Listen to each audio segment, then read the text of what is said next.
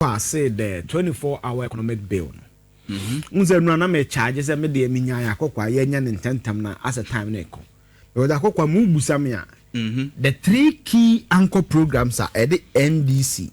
Eba power. O busa me Osei-Tutu a. Ora. Unze akokwa say time na corruption perception index na wo form. In fact, President Kufuor Okono, the best corruption perception index and President Mahama West. What I say? So it was perceived that his government is corrupt. The government is perceived because it's corruption perception index. Who was a 24-hour economy? Our economy is a jobless economy. And sometimes you analyze it, you don't really need the data much. Right. Look around you.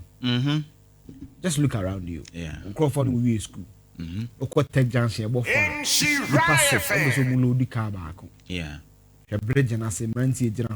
True.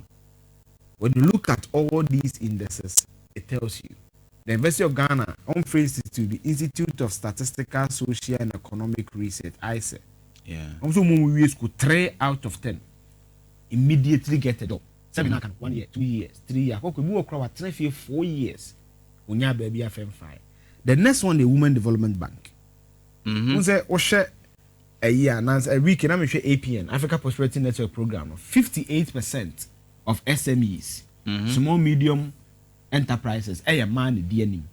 Okay, now here do a for Quanta, Burkina, Esobema, plantain chips, Achomo. Yeah. And a man sometimes a Ghana also. And he said, "Oh, businesses are almost 6 out of 10. A man, the national be special bank be the idea on Shaya. But then say, me top 3 men this winning election in here." Right. Now, having said that, and no more pass the 24-hour economy bill. Me catch us me nya be unibi. But that me the Medrin say a be too bureaucratic. Okay. And I no more pass a bill no. Exclusively, this is the memorandum. Almo pass it. Okay. Inti na amachi makaima na kokwa ye be puto kakra unze dwuma me no na ye ya oman pass the 24-hour economy bill keke. They passed it together with something we call the Accelerated Export Development Council. Okay. Kokwa say one of the key thematic areas under the 24-hour economy ma adiri agro processing anoni the key areas no unze one of the few journalists on the 23rd of April 2020 me ka say adiri be yeah. Okay, agro processing. I'm a brofuni. You don't to the judge. I call my friend, Chef, Mumbra and Won can be my own agent and say you near there. You can't agro processing, and the Tiana say you are adding value to that thing to provide to elongate in the shelf life. I shelf life. Said you would be toast to table. You say be your chamber, but maybe head and say, yeah, baby, I won't know. They are able to make the 2-3 days. Sure. You've added value. You've processed it. I quite say. I come pharmaceutical any idea. But what? Make kind bill no. Me de brofono do so mame. But me dream say nyoma tro no de sesa no mo be kone de akokwa nke be boa yen. Program according to bill no ma pass. E were 3 pillars. Na say akunya ne ye miensa. This is Ghana executive, judiciary, legislature. Sana 25 economy. Right. Or say the first pillar is production systems, development transformations. Now, when the first one say you be production. Production is a Greek. Yeah. It's a quoi you be produce because you cannot process what you don't have. My means keeping because of time, you know. 2, no say the second pillar is the development of supply chain and market systems. Yeah. Okay, yetimi dua jene yes a kwanya baby it jene na gu apro. Yetimi ti mango so many areas wo. Ba akwa na fruit juice boy den. Because of what? You don't have a proper supply chain and market systems. Yeah. And no na madam for be kasa wo US. And no can you say you baby wo US a state bi akoko mo te mango be 5 years ago a o preserve you go. I say. Yes. Inti mango no mu tini se nya no mu di o mu di ne o mu preserve from 2022 2023 no mu di no mu te 2026 di ani go no mu preserve o so mu wo ayi bi a track bi akoko ase bi a wo free akra be kuma se a mango no guma track na fridge Me who be that me ko Google na ko check ye. Right. Track no te sasa na ye de load mu no. Track the fridge. No na wo food temperature e the fruit ni gum. Na the container ni nyina. The container ni fridge. Okay. And o kire me nyina. It's second pillar na supply chain and market systems no. Me dream say ye de adwen ko ho a e beboa. Right. Third pillar no enie. Third pillar na ye development of labor. Na ko me nya yanke no ne back. Sometimes people don't have the word with that onim knowledge farming no. Onim knowledge no. Now say na me can article 60-70% of the farmers in the country are above the ages of 50 and 60. Okay. Unse ma momunya na okokura ase okodo. Nhyira FM. Nti omutimi so not more acreage. Nti ye be 24-hour economy ye be large farms. You be improve the supply chain here there. Maybe this is how I look at the 24-hour economy. The dreams are buying communicating. Sometimes maybe a comic microphone be an correlation. No more than is a goodie. There's no way we could assume 24-hour economy just including in and possible. A big cities, you know. Yeah. Any industries a big city around those production areas, you know. In a bit me and a chakwa. Me dream say a beboa. Again, me co documents in him no.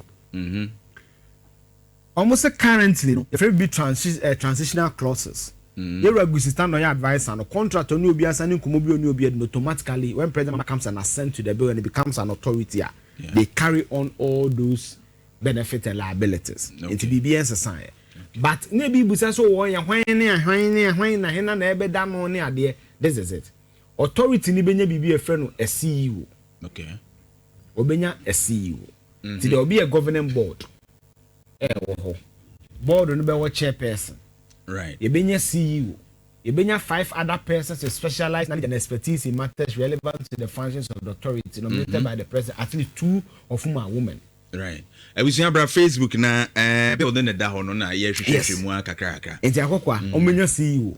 Right. Enti me suspect say the area Gusitano will transition to be the CEO or maybe the board chairman to guide it. Right. If you board chairman a board be wo ho. Board no supposed to an odd number. Right. Ne board chairman. You be CEO. CEO no ne nipa other 5 on be function at various agencies under the authority na. On na say 2 at least ma. Just for the gender balance of it. Okay. And you know, sanity. In accordance with Article 70, send your board members and no board. Now, basically, this is what the act is about. And this is basically what I wanted to comment on the 24-hour economy. And all that I will say is that in wrapping up on Medrin say, right.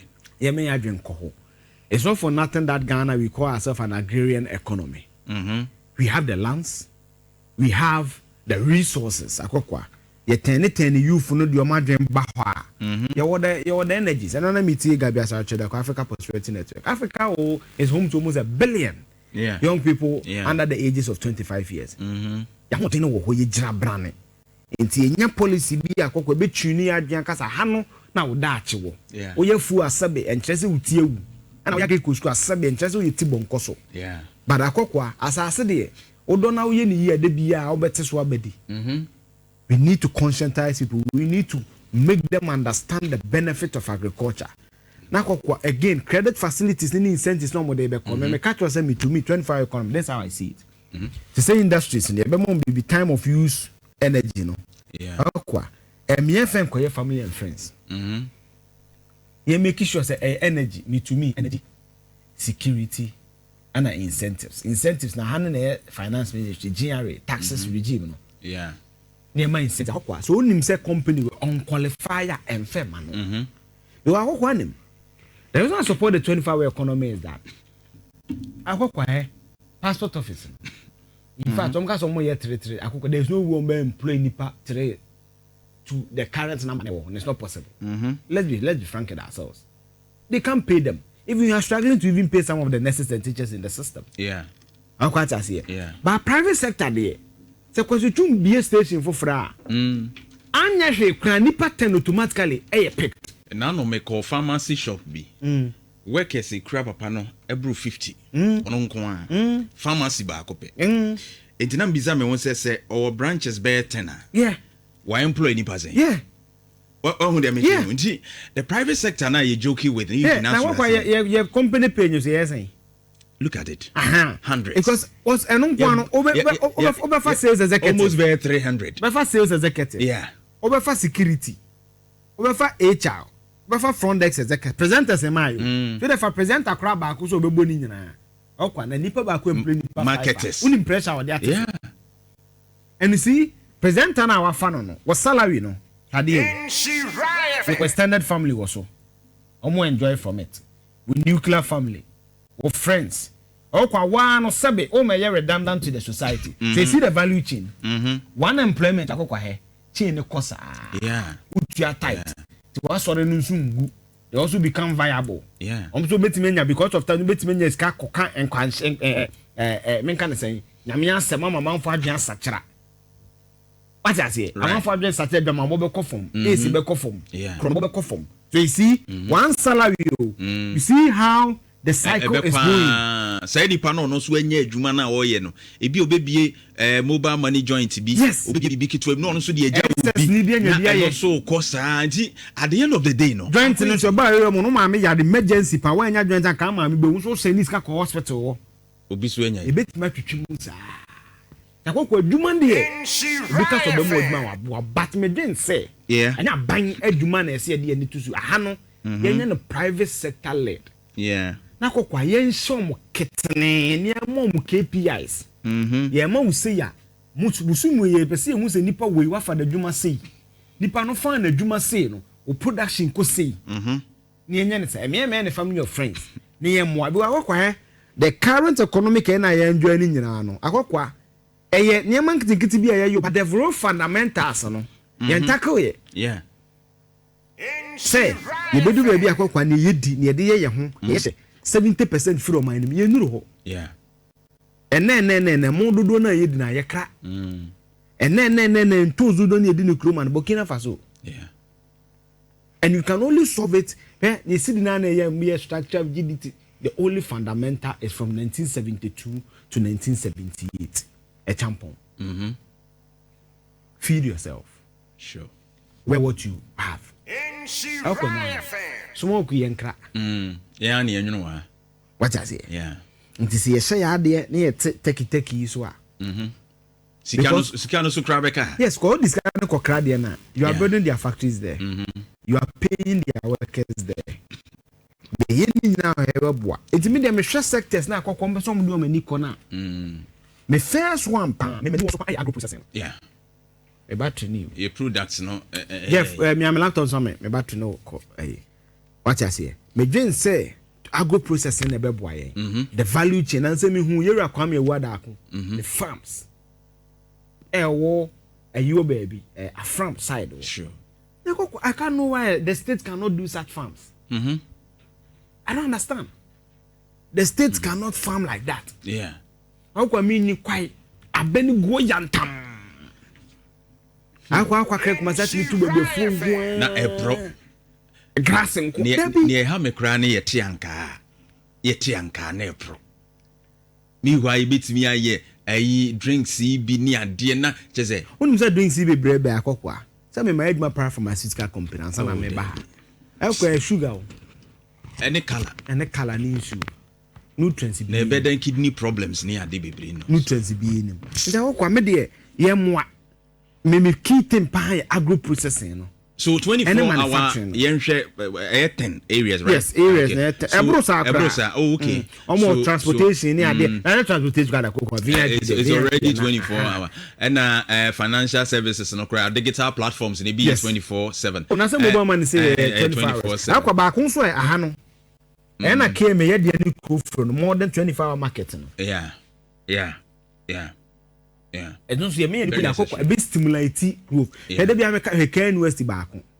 akwa ne Ken University develop ya ma promrase amanfo si hostels a develop ya ma new site amanfo si hostels kokobin ama mo bases na se kwani mba ko budo nyina kwan so mo bas mo de koba one university it we market ni here obi beka se me so me beton chichinga wa wanya dwuma me so me be ye indomie wa ha sometimes because of politics ntino we fail to understand things, and sometimes we know more the politics, but how many people. Okay, 24 market now say you be a Kofru market. Imagine the surroundings of Kofru. Would just imagine? Obi betan wamu. Anumre. I want to know tone akokwa. See, we are too prized that we don't think about some of these things. And akokwa sometimes ya school ni again say. You need be no. Ni mebu ho ye tanyen. Ya fa ya dwen ko hu. Obi tan wamu a. Obi to kosu afro bi o. Yeah. Poetry form no wo ho no. Onye obi auto ni kosu ama no. Okwa tase. Yeah. Ma me no no to kofa amoba na anya ne ka onye obi obeto. Wano ama nipa to bi adi. Okwa edan ya so ton mu ni nyina wi onya 50 cedis a. Ade e che obetima ma ne ba ni sika dia ko school. Yeah. Akra ne na ye kobo. Obe ko school na adwen asesa. Wonye certain renewal of the mind. Yeah. Akwa tase. Enti no me sa na say analyze the policies. Yeah. Communicators be credit no they are not serious. The 133 ne 122 ne 1 chirade ni mu ye mankrofo ntiase. This is you stimulate. Yeah. Can we come nkroma ba no am nyase bi be kotemu ma donina man sase ni bibia o. You were just bringing the university. Yeah. But look at the chain reaction of that university. Yeah. Sana mimi 24-hour economy no. And you see akwa for example free SHS. February she say by na me come say me. Many badges say me go school akoda for seeking knowledge than say me go school. Yeah. That doesn't mean we don't have to solve the challenges with it. Sure. But I feel that sometimes because of politics, we don't look at the greater impact of the policy and we talk it down. Yeah. So I accelerated the export program. Ghana cannot export wheat than Ukraine. That is their climate. They have that climatological advantage. Yeah, they cocoa. Sentos maybe again since you bet me meeting toes. I have Burkina Faso example American. You see, what President Kufuor did one village, one dam. Thomas Sankara did it in the 70s, in the 80s. They call it one gorge, one village. They knew that they were a desert, but they know that they can harvest what tomatoes. Because here would the Maya call Burkina Faso. No, how can tomatoes or mote? The healthiness of those tomatoes. Only a certain advantage. You know, I'm saying the year right. Just Google Ghana import tomatoes Burkina Faso. I go now just Google, pick your phone and Google Ghana now betiske quote $100 million. What they call Burkina Faso. I could crack tomatoes. Right. Meanwhile, we have CSIR. There were legumes and there been authority. You can go into research and look at Ghana's competitive advantage when it comes to production of some of these things. Then I had the akokoye disika akoshim. Na say makubi am tia na madwakra say ko free maize was then we equals. Imagine eburu aba yantimi ahweso na eburu no chese. And I say agogo ho baby. Na say president mama so am 20 tons so to jeni na jeni. Meanwhile, at every given time, we have 2 batches of SHS students at a school. At any given time, yeah, 2 batches. Every year, under school feeding, if you didn't cry 1 hot meal. It's either you're doing tools now. It's I come back to the policy. And we import $400 million worth of tomatoes from Burkina annually. I come back to the second. I'll share the 24-hour economic bill, and I come back to the second thing. What? Almost development of supply chain and market. My laptop no do. And market systems. Right. That supply chain and that connectivity must be there. Sure. Actually, 70s, I'm a catch up on some people don't understand. We can connect our various senior high schools to certain farms in the district. Yeah. It shouldn't be difficult. Sure. And then I Asante Achimen Cliff. Yes, you do a Gina Pro. But because Santa, then you have a Gaso, your secondary school. Obekwa Gugu, your secondary school. Obekwa Konongo, your secondary school. Right. And then Homa. So, yes, inflation about 3.8. They be American. But I'm a journal analysis now. People don't feel it because sometimes when you guys work with this kind of analysis, it's because those macroeconomic numbers on paper, no, it hardly trickles down to them. Sure. It's because we've not underpinned our fundamentals by doing the DNA foundation action. Right. I'll leave it here. Right. Thank you very much. Eugene Osei-Tutu, the fact checker.